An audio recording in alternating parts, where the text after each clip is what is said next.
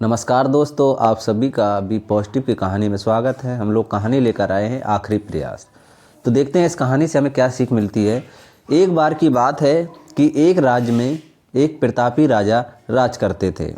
एक दिन उसके दरबार में एक विदेशी आगंतुक आया और उसने राजा को एक सुंदर सा पत्थर उपहार में स्वरूप प्रदान किया। राजा वह पत्थर देख बहुत प्रसन्न हुआ। उसने उस पत्थर से भगवान विष्णु की प्रतिमा का निर्माण कर उसे राज के मंदिर में स्थापित करने का निर्णय लिया और प्रतिमा निर्माण का कार्य जो था वो राज्य के महामंत्री को सौंप दिया। महामंत्री गांव के सर्वश्रेष्ठ जो मूर्तिकार थे उनके पास गया और उसे वह पत्थर देते हुए बोला, महाराज, मंदिर में भगवान विष्णु की प्रतिमा स्थापित करना चाहते हैं।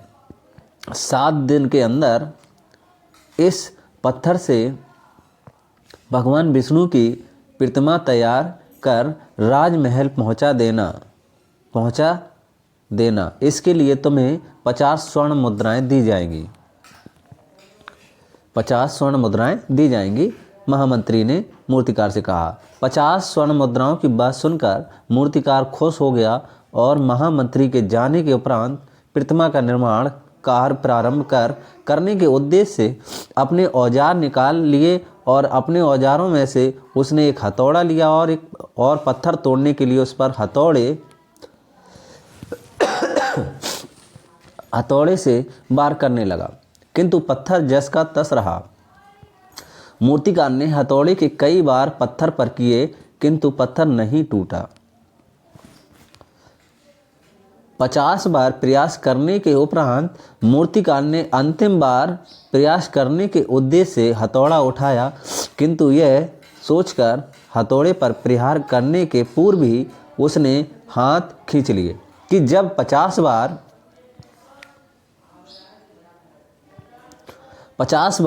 वार करने से पत्थर नहीं टूटा तो अब क्या टूटेगा।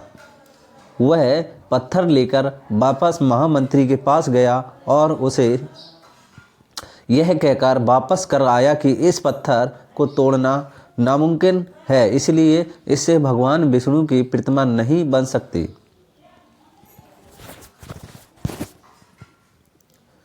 महामंत्री को राजा का आदेश हर स्थिति में पूरा करना था, इसलिए महामंत्री भगवान विष्णु की प्रतिमा लेकर निर्मित करने का कार्य गांव के एक साधारण से मूर्तिकार को सौंप दिया।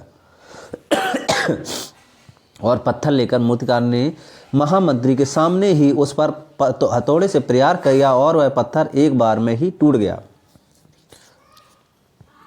जो साधारण सा मूर्तिकार था उसने एक बार में ही पत्थर को तोड़ दिया। पत्थर टूटने के बाद मूर्तिकार प्रतिमा बनाने में जुट गया और इधर महामंत्री सोचने लगा कि काश पहले मूर्तिकार ने एक अंतिम प्रयास और किया होता तो सफल हो गया होता और स्वर्ण मुद्राओं का हकदार बनता। तो इस कहानी से हमें क्या सीख मिलती है। कहते हैं मित्रों, हम भी अपने जीवन में ऐसी परिस्थिति से दो चार होते हैं और कई बार किसी कार्य को करने के पूर्व या किसी समस्या के सामने आने पर उसका निराकरण करने के पूर्व हमारा आत्मविश्वास डगमगा जाता है और हम प्रयास किए बिना ही हार मान लेते हैं। कई बार हम 1-2 प्रयास में असफलता मिलने पर अपने आगे प्रयास करना छोड़ देते हैं, जबकि हो सकता है कि कुछ प्रयास और करने पर कार्य पूर्ण हो जाता या समस्या का समाधान हो जाता। यदि जीवन में सफलता प्राप्त करनी है तो बार बार असफलता होने पर भी तब तक प्रयास करना नहीं छोड़ना चाहिए जब तक कि सफलता नहीं मिल जाती।